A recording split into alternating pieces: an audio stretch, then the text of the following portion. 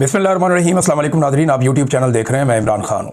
Nadreen, साबिक वज़ीर आज़म जिन्हें छोड़कर भागना पड़ा अपने मुल्क को, बांग्लादेश को, हसीना वाजिद, उन्होंने लोगों के ऊपर गोली चलाने के अहकाम जारी किए थे। अब ये हसीना वाजिद भी पाकिस्तान की तरह ही कर रही थी, जैसे आजकल पाकिस्तान में हो रहा है। अदालतों को इस्तेमाल कर रहे हैं, फ़ौज को इस्तेमाल कर रहे हैं, इदारों को इस्तेमाल कर रहे हैं। इसी तरीके से हसीना वाजिद का भी एक मॉडल था फस्तायत का, जो बांग्लादेश में था, और मुकदमे में मुल्क के वज़ीर दाखिला और IG भी मुलजिम थे। इस्तग़ासा के मुताबिक मुज़ाहिरीन के ख़िलाफ़ ड्रोन इस्तेमाल किए गए, हेलीकॉप्टरों को इस्तेमाल किया गया, मौलिक हथियारों का इस्तेमाल किया गया, जिससे लोगों की हलाकतें हुई थी। शेख हसीना वाजिद ने हुक्म दिया था और वज़ीर दाखिला और IG ने हुक्म पर अमल किया था, लेकिन IG जो है वो सुल्तानी गवाह बन गया कि जनाब मैं तो इनके कहने के ऊपर ये काम किया है।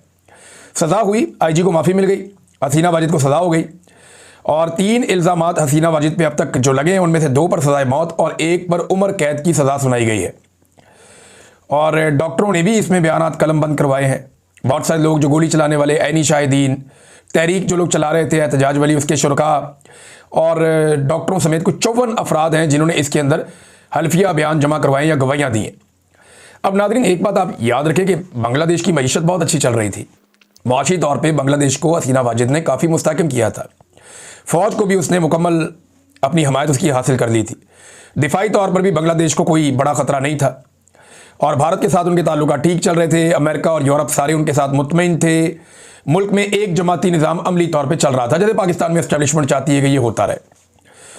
अब फांसियां दे रहे थे वो लोगों को, जबरी तौर पे लोगों को लापता किया जा रहा था और लगातार लोगों को टॉर्चर किया जा रहा था, लेकिन फिर एहतजाज शुरू हो गया। अब मामला ये है कि पाकिस्तान के अंदर कुछ लोग ये बार बार कहते हैं कि नहीं नहीं, पाकिस्तान में कुछ नहीं होना, और इसमें कुछ हमारे जो दानिशवर हैं जो बदयांती करते हैं, उन्हें ये बदयांती नहीं करनी चाहिए। वो बार बार कहते हैं पाकिस्तानी कुछ नहीं कर सकते, यहाँ कुछ नहीं हो सकता। इमरान खान को जो है वो भी फौजी बूट के तस्मे के साथ लटक जाना चाहिए, ये यहाँ पे दानिशवर कहते हैं। जैसे नवाज शरीफ साहब ने फौजी बूट का सहारा लिया, जैसे जरदारी साहब ने जो है वो मिलिट्री एस्टेब्लिशमेंट का सहारा लिया, बिलावल, बाकी सारे, मरियम, सारे जो करते रहे हैं, तो जो पाकिस्तान के दानिशवर है वो कहते हैं इमरान खान भी वही करे।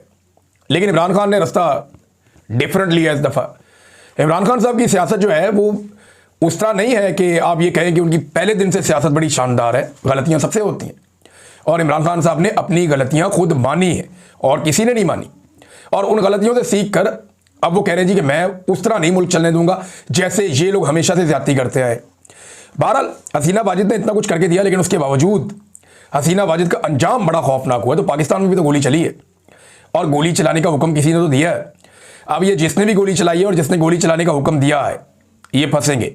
और याद रखें, ऐनी शाहिदीन भी आज जिंदा हैं, मौके के ऊपर जो मीडिया वाले मौजूद थे वो भी आज जिंदा हैं, बाकायदा वीडियोस भी मौजूद हैं, ऑडियोज भी मौजूद हैं। अस्पतालों के अंदर जिन डॉक्टरों ने जख्मियों को और लाशों को देखा है वो भी आज जिंदा हैं। तो ये मामला दबेंगे नहीं, ये आज नहीं तो कल सामने आएंगे। पाकिस्तान के अंदर फसाइयत चल रही है। हसीना वाजिद ने भी सारे सियासी मुखालिफिन को जेलों के अंदर बंद किया हुआ था। आज इमरान खान साहब जो हैं उन्हें कैद तन्हाई में डाल दिया गया, और प्रैक्टिकली ये हो गया। देखें, इससे पहले हम ये बात कर रहे थे कि अक्टूबर के एंड में और नवंबर के महीने में पाकिस्तान के army chief field marshal Asim Munir को ये सूट नहीं करता कि इमरान खान साहब पब्लिक से बात करते रहें, और ये उन्हें परेशानी का बायस बनता है, क्योंकि वो अंदर से एक बड़ा सख्त स्टेटमेंट दे देते हैं। तो मैंने आपको ये कहा था कि जब तक के एक्सटेंशन के मामलात और बाकी मामलात जो आर्मी चीफ के हैं वो मुकम्मल तौर पर हल नहीं हो जाते, तब तक इमरान खान साहब को कैद तन्हाई में भी डाला जा सकता है, और अब वही हुआ। लगातार इमरान खान साहब से मिलने की उनकी फैमिली कोशिश कर रही है, उनके लोग कोशिश कर रहे हैं, वकला कोशिश कर रहे हैं, जो इमरान खान साहब की पॉलिटिकल पार्टी है उसके लोग कोशिश कर रहे हैं। सोहेल अफरीदी हर दफ़ा जाता है, लेकिन मुलाकात इमरान खान साहब की नहीं करवाई जा रही। उन्हें एक कैद तन्हाई में अमली तौर पर डाल दिया गया है। जिसका खतरा था, जो बात हम कर रहे थे, वही इमरान खान साहब के साथ की गई है। अब नादरीन, इस वक्त एक मैं आपके सामने ज़रूर रखना चाहूँगा, अंसार अब्बासी साहब ने लिखा। जो लिखते हैं वो तो आप सब जानते ही हैं। आजकल अंसार अब्बासी साहब जो हैं वो एक वो काम कर रहे हैं जो इससे पहले हमारे कुछ और दोस्त करते थे, फिर कुछ और दोस्त करते थे। डाकिया का काम ही कर रहे हैं एक तरह से। वो जो एस्टेब्लिशमेंट उन्हें बताती है वो लाके दे देते हैं, बताते हैं कि जनाब अब ये वाला जुल्म होने लगा है। जब वो जुल्म हो जाता है वो कहते हैं देखा, मैंने पहले नहीं कहा था ये वाला जुल्म होगा। और हर दफ़ा ये लोग कहते हैं, सुहेल वड़ाइच साहब या अंसार अब्बासी साहब सीनियर लोग हैं, मैं क्या कहूँ इनको, ये हर दफ़ा कहते हैं जनाब कि जो मजलूम है उसको चाहिए वो चीखना चिल्लाना बंद कर दे और चुप करके मार खाए, और जो जालिम है उसको ये कुछ नहीं कहते हर दफ़ा। अब ये कह रहे हैं जी फौज के खिलाफ अपनी नफरत पर काबू पाओ, अपनी सियासत के लिए फौज को मत निशाना बनाओ। ये अंसार अब्बासी साहब ने लिखा पाकिस्तान तहरीक इंसाफ के ऑफिशियल सोशल मीडिया को। तो अंसार अब्बासी साहब, मैं आपसे अर्ज करूं, ये तो आपने बहुत बारीक काम कर दिया। आप लाखों की तादाद में एक मुसल्लह फौज है, एक मुसल्लह इदारा है, आप उसे उकसा रहे हैं पाकिस्तान की सबसे बड़ी गैर मुसल्लह और पुरअमन सियासी जमात के खिलाफ। ये कैसा आपने खतरनाक काम कर दिया। जिनके पास टैंक हैं, जिनके पास बंदूकें हैं, जिनके पास पिस्टल्स हैं, जिनके पास रॉकेट लॉन्चर्स हैं, जिनके पास मॉडर्न गोले हैं, जिनके पास दुनिया का जदीद तरीन हथियार है, जिनके पास इतनी ताकतवर फौज को आप निहत्ते और मासूम पाकिस्तानियों के खिलाफ, और उन पाकिस्तानियों के खिलाफ जिनकी तादाद सबसे ज्यादा है पाकिस्तान में, जिनके पास पाकिस्तान का मैंडेट है, आप इतनी जबरदस्त फौज को निहत्ते पाकिस्तानियों के खिलाफ उकसा रहे हैं। कितनी गलत हरकत की सर आपने। इमरान खान तो अपने मुंह से कहता है कि मुल्क भी मेरा, फौज भी मेरी। वो तो ये कहता है जो घटिया इस्तेमाल किया जाता है फौज का पाकिस्तानी सियासत में, ये बंद किया जाए। और ये अब से नहीं, कई दहाइयों से हो रहा है। इमरान खान के दौर में भी हो रहा था। मुतालबा तो सुने आप, इमरान खान फौज को गाली नहीं देता, जो पीटीआई ऑफिशियल है वो भी फौज को गाली नहीं देती, कोई गाली नहीं देता, फौज को निशाना नहीं बनाता। वो सिर्फ ये कहते हैं कि मिलिट्री एस्टेब्लिशमेंट जो सियासत में मुदाखलत कर रही है वो ना करे, फौज को अपनी घटिया सियासत के लिए इस्तेमाल करना बंद कमरे के अंदर बैठे हुए चंद लोग ये बंद कर दें। बस ये मुतालबा है और ये बात करते हैं सब कि फायदा हो जाता है आसिम मुनीर साहब का, शहबाज शरीफ का, आसिफ जरदारी का और चंद सियासतदानों का और चंद बड़े बड़े लोगों का, और नुकसान हो जाता है फौज का, क्योंकि इस्तेमाल फौज को किया जाता है। तो बजाय इसके कि आप कंडेम करें कि फौज का सियासी मकसद के लिए गलत इस्तेमाल किया जा रहा है, आप ये कह रहे हैं एक निहत्ती पॉलिटिकल पार्टी को कि तुम फौज को निशाना बनाना बंद करो ताकि फौज के अंदर नफरत पैदा हो और वो हथियार उस पार्टी के खिलाफ इस्तेमाल हो। ऐसे ही आप लोगों ने नफरत फैलाई तो इससे पहले 26 नवंबर हो गया था। ऐसे ही आप लोगों ने नफरत फैलाई तो इससे पहले 9 मई हो गया था। तो नफरत फैलाना और ये बारीक वारदात डालना बंद करें। फौज के मालिक पाकिस्तानी है और पाकिस्तानियों की सबसे बड़ी पॉलिटिकल पार्टी पाकिस्तान तहरीक इंसाफ है। फौज अवाम के अंदर से निकल के बनी है, अवाम फौज के अंदर से निकलकर नहीं बनी। ये कहीं और से किसी और मुल्क से उठकर नहीं आ गए। हमारे बच्चे हैं, भाई हैं, दोस्त हैं, रिश्तेदार हैं जो जाके फौज के अंदर ड्यूटी कर रहे हैं। हम इनको गलत इस्तेमाल नहीं होने देना चाहते, ये पूरा पाकिस्तान कह रहा है और इमरान खान भी यही कह रहा है। तो आप ये सिर्फ PMLN को फायदा देने के लिए या मिलिट्री एस्टेब्लिशमेंट के वो लोग जो आजकल बेनिफिशियरी हैं इस सारे खेल के, उनको मैंने नाम लिए उनको फायदा देने के लिए आप फौज को पाकिस्तान की सबसे बड़ी पॉलिटिकल पार्टी के खिलाफ ये बयानिया बना रहे हैं। आप इसका देखें, इमरान खान अपने मुंह से कहता है, कल शायद कोई कहने वाला भी ना मिले और शायद अगर कोई कहे तो लोग उसकी बात भी ना माने। जब इमरान खान कहता है मुल्क भी मेरा, फौज भी मेरी, लोग सुनते हैं उसकी बात। और आप दीवार के साथ लगा रहे हैं एक इदारे को भी और पाकिस्तान की सबसे बड़ी पॉलिटिकल पार्टी को भी। ये कार्रवाई डल रही है और कुछ नहीं हो रहा। नाज़रीन, मेरी 2 बड़े सीनियर ऑफिसर्स हैं, उनसे बात हुई है और बड़ी खौफनाक इंफॉर्मेशन मुझे मिली है। वो इंफॉर्मेशन मैं आपको भी देता हूं, लेकिन पहले अल्लामा राजा नासिर अब्बास साहब और दीगर जो तहरीक तहफ़्फ़ुज़ आईन पाकिस्तान के लोग हैं वो मीडिया से बात कर रहे थे। मैंने देखा मीडिया के वो लोग जो अलीमा खानम पर भी अटैक करते थे और उनको निशाना बनाते थे, यानी एक ऐसी गैर सियासी खातून पे अंडा फेंकना या उनको अपने सवालात में उलझा कर परेशान करना, ये तो आसान है ना, गैर सियासी खातून है। लेकिन सामने अगर अल्लामा राजा नासिर अब्बास साहब खड़े हों या महमूद खान अचकज़ई खड़े हों या असद कैसर खड़े हों तो फिर आप नहीं कर सकते। इन्होंने धोखे रख दिया और अल्लामा साहब ने भी और दीगर लोगों ने भी, उन्होंने बड़ा क्लियरली अपना स्टांस जो है वो सामने लाकर रखा। जवाब दिया अल्लामा साहब ने कि कहो तुम भी कि लोटों और आइन में तरामीम कराने वालों पर लानत। और खड़े खड़े अल्लामा साहब ने जो है वो तबीयत साफ कर दी।